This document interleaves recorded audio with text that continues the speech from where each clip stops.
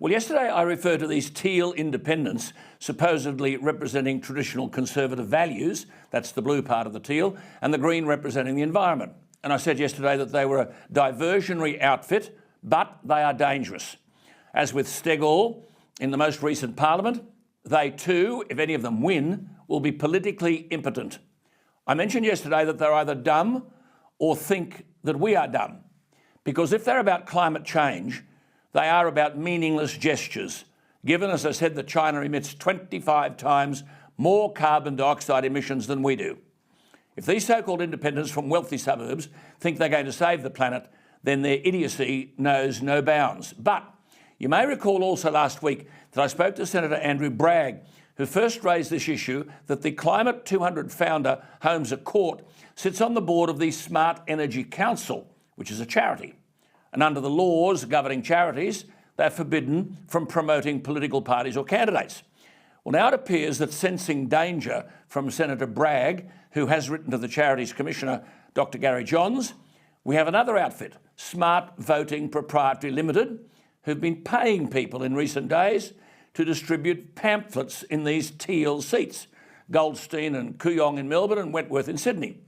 The material from Smart Voting Proprietary Limited urges voters to evict the incumbents, Tim Wilson, Josh Frydenberg, Dave Sharma, Trent Zimmerman. As I said, this Smart Energy Council is a registered charity.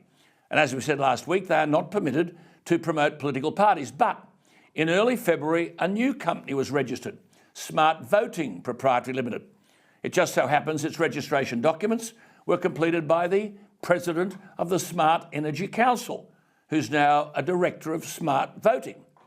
The directors of this Smart Voting include Wayne Smith, head of government and stakeholder relations at the Smart Energy Council.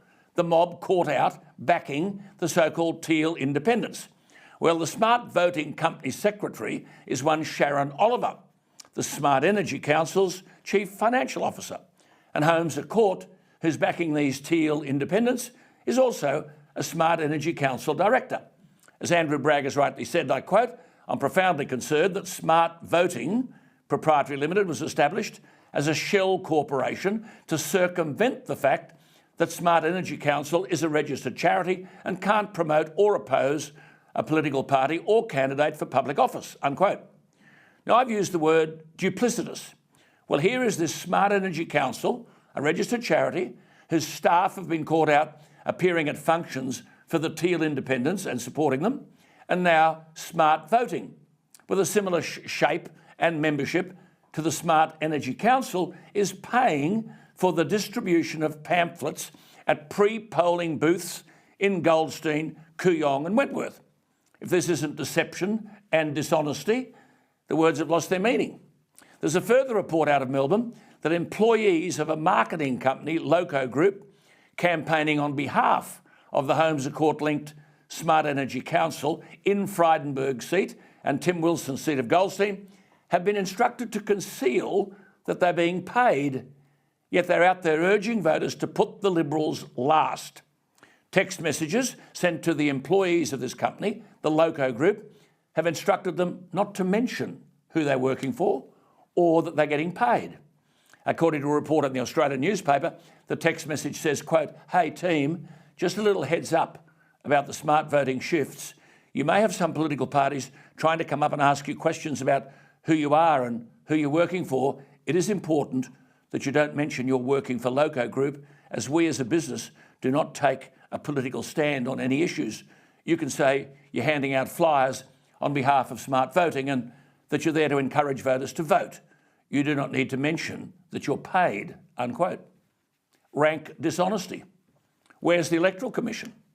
A man and a woman handing out smart voting campaign material in Brighton, out of Melbourne, said they were not aligned with any political party, unquote, and they were, quote, "just here to show you how to vote smart," unquote. Rank dishonesty. The pamphlet they were handing out, according to some excellent forensic work done by Rachel Baxendale and Alexandra Middleton, the pamphlet featured the picture of a child and Tim Wilson, which urged voters to, quote, "put our kids first, put Tim Wilson last, stop the rorts, fix the climate," unquote.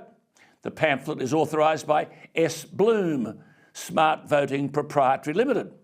But Bloom is the president of the Smart Energy Council, a registered charity, and forbidden from promoting political parties or candidates.